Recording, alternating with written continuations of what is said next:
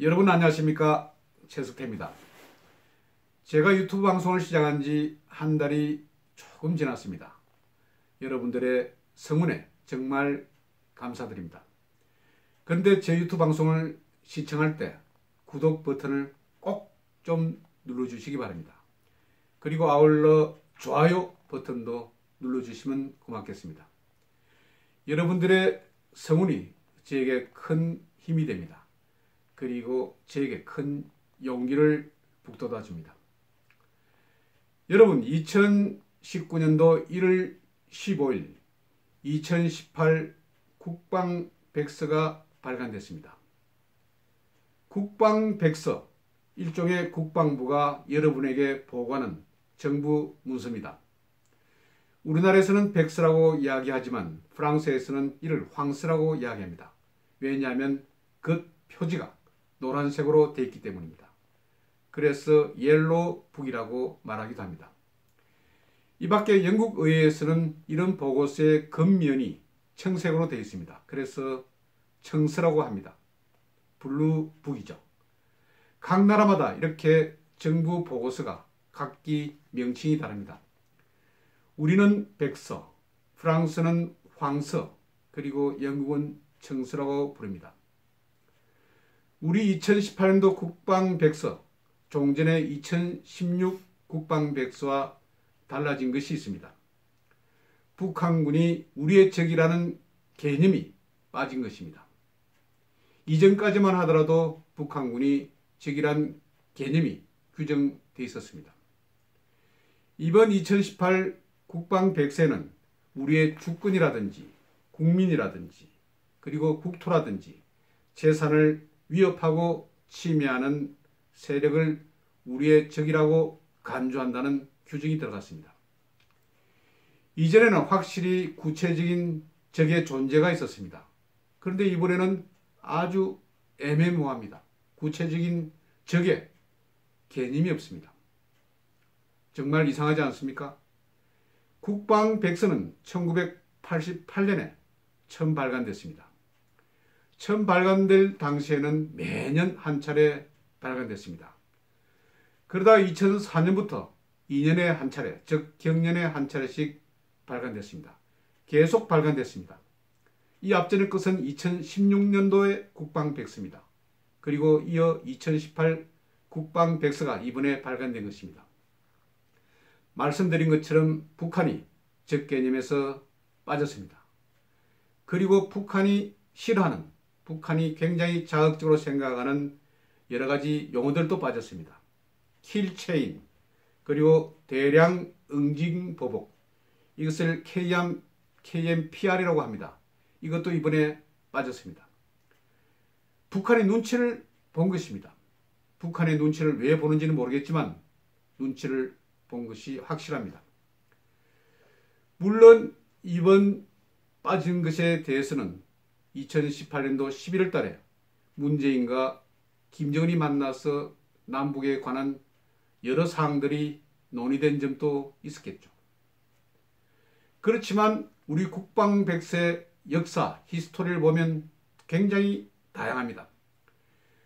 특히 좌파 정부에서는 이런 주적 개념이 빠지고 그리고 우파 정부에서는 개념이 들어갑니다. 여러분, 1994년도에 북한과의 실무 접촉이 있었습니다. 당시 북한적 대표로 나왔던 박영수는 이렇게 일갈했습니다. 서울을 불바다로 만들겠다. 당시에 서울 시민들이 난리가 났습니다. 북한이 갑자기 서울을 불바다로 만든다. 그러면 전쟁이 일어나는 거 아닙니까? 그러니까 북한에 대한 적개심이 굉장히 일어났습니다. 이러자 1994년 국방백서에서는 북한군을 주적으로 규정했습니다. 만일 서울을 불바다로 만든다는데 주적 개념을 하지 않으면 국민들이 얼마나 분노를 하겠습니까? 이런 국방백서의 개념은 95년부터 2000년까지 계속 이어졌습니다. 이 당시는 김대중 정부 시절이었습니다. 그런데도 북한을 주적으로 그렇게 생각했습니다. 그런데 2004년도 노무현 정부 때 이런 주적 개념이 빠져버렸습니다. 좌파 정부가 되면서 개념이 빠진 것입니다.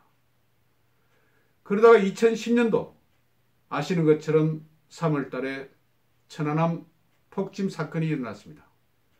북한에 의해서 천안함이 그렇게 침몰한 것입니다. 이 사건으로 우리 해군 장병 46명이 숨졌습니다. 그리고 구조작업 도중에 한준호, 준희 등 많은 장병들이 또 인명피해를 입었습니다. 이어서 11월 달에는 연평도에 포격이 떨어졌습니다. 북한군이 갑자기 이유도 없이 평화로운 섬 연평도에 170여 발의 포탄을 쏴 올린 것입니다. 민가에도 떨어지고 학교에도 떨어졌습니다. 군인 2명이 숨지고 민간인 2명이 사망했습니다. 당시에 국민의 분노가 굉장히 컸습니다. 이러니 2010년도 국방백서에 다시 북한이 적으로 그렇게 규정된 것입니다.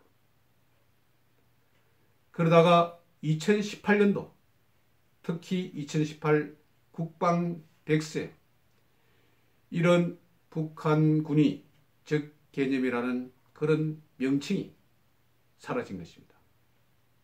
아까 말씀드린 것처럼 킬첸이라든지 KMPR이라는 이런 용어도 사라진 것입니다. 여러분, 국방이란 것이 무엇입니까? 국민의 보위를 위해서 국가 국토 방위에 열중하는 그런 사항들을 모두 총칭하는 것이 바로 국방백서입니다. 그런데 구체적인 적이 사라지고 이제 추상적인 적이 생겼습니다. 저는 이런 상황 외에도 지금 우리 국방부의 여러 가지 문제들, NLL도 사라지고 지금 하늘길도 사라지고 지금 영해, 영공, 영토 이런 부분에서 상당히 문제가 생기고 있습니다. GP도 철거하지 않았습니까? 만일 북한이 쳐들어온다면 어떻게 막을 것입니까? 북한은 아시는 것처럼 비핵화 이야기를 하고 있지만 비핵화도 지금 제대로 되지 않고 있지 않습니까? 외신에 따르면 북한의 핵무기가 그대로 제조되고 있다는 그런 보도도 많이 나오고 있습니다. 핵무기를 만드는 공장에서 눈이 내리는데 눈이 녹아 있습니다. 지붕에. 그것은 가동을 하고 있다는 그런 증거가 됩니다. 이런 상황에서 적도 없이 흐리멍텅하게 국방부에서 이런 것도 빼버리고 그러면 어떻게 우리 국민들이 안심하고 이렇게 생업에 종사할 수 있겠습니까? 여러분, 우리도 운전을 합니다. 저도 운전을 하고 여러분들도 운전을 합니다. 그런데 왜 종합보험에 듭니까? 우리가 교통사고 잘 나지 않습니다. 저도 교통사고를 한 번도 낸 적이 없습니다. 그렇지만 매년 종합보험에 가입합니다. 제법 비싼 돈을 주고 가입을 하는 것입니다. 이것은 만일에 있을지도 모를 이런 사건, 사고에 대비한 것입니다. 이런 대비를 하기 위해서 우리는 국군을 둡니다. 그리고 젊은이들은 국방의 업무를 다하는 것입니다. 저도 군대에 다녀왔습니다. 왜 군대에 3년 이상 그렇게 다녀왔을까요? 지금은 또 군복무 기간도 단축한다고 합니다. 이런 상황에서 국방백서에서 우리의 적 개념을 빼버린 것, 저는 크게 잘못됐다고 봅니다. 어떤 상대가 있어야 어떤 태도가 이루어집니다. 이런 상황에서 우리 정부, 지금 문재인 정부는 군인들에 대해서 너무 가혹하고 그리고 몹쓸 짓을 많이 하고 있습니다. 한번 예를 들어볼까요? 이재수 전 기무사령관이 있었습니다. 이 기무사령관이 반평생을 국토방위에 종사했던 삼성 장군이었습니다. 이 장군을 수갑을 채웠습니다. 영장 실질심사 시기에. 그러면서 당시에 어떤 사항을 타깃으로 내걸었습니다. 김관진 안보실장을 부르라. 이런 요구를 받았다고 합니다. 이재수 전 사령관이 거부하자 굉장히 다른 것으로 압박을 했습니다. 일종의 별건 수사였습니다. 그러자 이재수 전 기무사령관이 자신의 상관을 그렇게 치지 못하니까 장군이고 그리고 또 장승이 아닙니까? 대한민국 어떻게 배반을 할 수 있겠습니까? 그러니까 스스로 목숨을 끊은 것입니다. 김관진 장군에게 어떤 위해를 주지 않기 위해서. 이번에 또 이런 일이 있었습니다. 이번에는 김관진 안보실에 근무하던 일종의 법무장교였습니다. 여러 가지 조언을 했겠죠. 법무장교는 사법고시 합격한 그런 장교들이 근무하는 그런 부서입니다. 중령이었습니다. 갑자기 여러 사항들을 수사를 했습니다. 이 장교에 대해서 10여 차례 압수수색을 벌였습니다. 그러면서 별건 수사로 이 중령을 기소를 했습니다. 김관진 안보실장이 타깃이었습니다. 김관진 안보실장은 국방부 장관도 역임했죠. 이전에 최근까지도 북한이 가장 싫어한 우리나라 장수가 바로 김관진 안보실장이었습니다. 북한군들은 사격 표지판에 김관진 안보실장의 사진을 붙였습니다. 적개심을 불러일으키기 위해서입니다. 그리고 군견에게 김관진 안보실장의 인형을 물어뜯게 했습니다. 가장 싫어하는 사람이니까. 이런 사람을 도태시키기 위해서 여러 가지 상을 벌인 것입니다. 지금 문재인 정부 군인에 대해서 너무 지금 탄압을 하고 있습니다. 박찬주 전 육군대장도 공감병 문제로 그렇게 아웃시켰습니다. 그리고 표창원 의원, 민주당 소속 국회의원입니다. ROTC를 폄하했습니다. ROTC는 아시는 것처럼 군 장교를 양성하는 그런 제도입니다. 대학 3, 4학년 때 학군단복을 입고 학교 내에서도 경례를 외칩니다. 그리고 여름방학, 겨울방학에 군에 입소해서 훈련을 받습니다. 그리고 졸업 후에 육군 소위, 공군 소위, 해군 소위로 인간을 하는 것입니다. ROTC, Reserve Officers Training Corps를 합니다. 학군 장교를 양성하는 그런 제도입니다.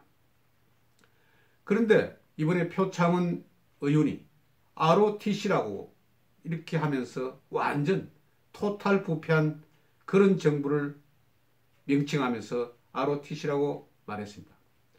Republic of Total Corruption.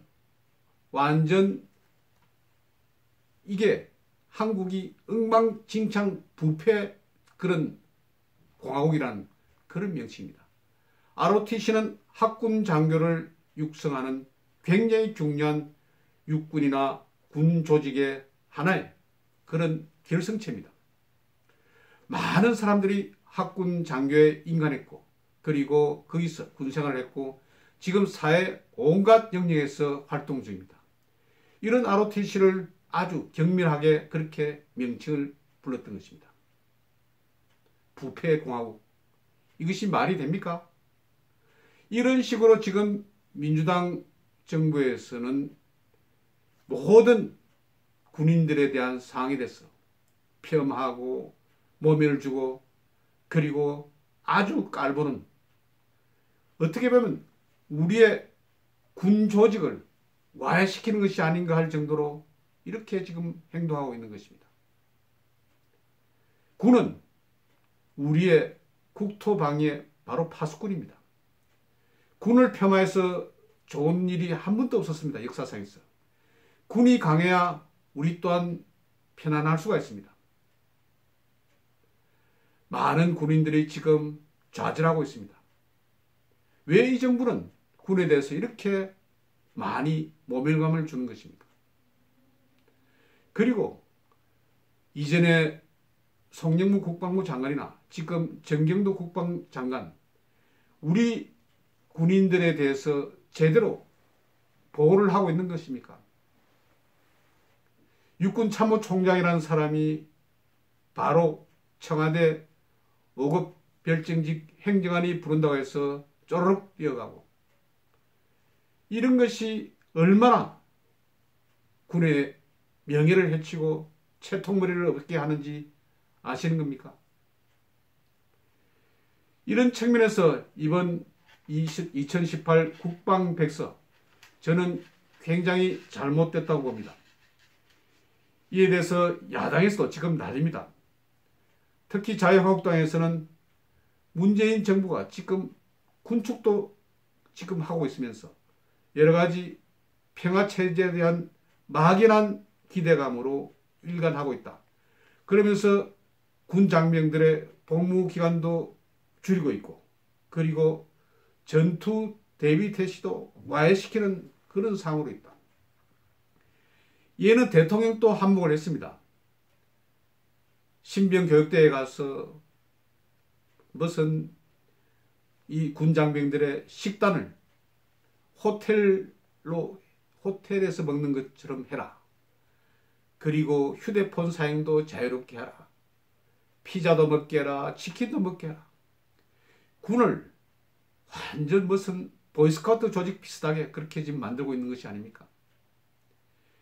이런 상황에서 야당에서 반대하는 것은 너무나 당연한 일입니다. 지금 보수 야당이라 해봐야 몇 군데 되지도 않습니다. 자유한국당, 바른미래당, 이 두 야당에서 이런 상황에 대해서 이것은 너무한 것이 아니냐, 왜 적개념에서 뺐느냐, 이렇게 항의를 하지만 이것은 일단 발간된 상황이고, 그리고 되돌릴 그런 방법도 없습니다. 이제 우리 국민들이 우리 이런 아주 위험스러운 정부를 도둑거려야 합니다. 다독거려야 합니다. 안 되면 책망을 해야 합니다. 이렇게 가만히 두고 보다 무슨 일이 발생하면 누가 손해를 볼 것입니까? 저는 이런 측면에서 2018 국방백서 굉장히 문제가 있다고 생각합니다. 혹시 2020년도 국방백서에서는 반드시 북한을 주적 개념으로 그렇게 상정을 하고 규정화시켜야 할 것입니다. 실제 북한은 얼마나 우리에게 나쁜 짓을 많이 했습니까? 6.25 전쟁을 일으켰고 그동안 여러 차례 도발을 일으켰습니다. 수많은 우리 젊은이들이 목숨을 잃었습니다. 6.25 전쟁 때 수많은 우리 국민들 그리고 군인들이 목숨을 잃었습니다. 유엔군 중에서도 미군은 5만 4천 명이나 목숨을 잃었습니다. 이런 북한, 지금 전쟁이 끝난 것이 아닙니다. 휴전 중입니다. 1953년 7월 27일 휴전 협정 이후에 계속 휴전이 이어지고 있는 것입니다. 언제 전쟁이 재개될지 모르는 이런 상황에서 2018 국방백서에서 북한 개념, 적개념을 뺀 것은 너무나 시행착오라는 그런 생각입니다. 여러분, 오늘은 2018 국방백서의 문제점에 대해서 조목조목 짚어드렸습니다. 여러분 들어주셔서 대단히 감사합니다. 여러분 안녕히 계십시오.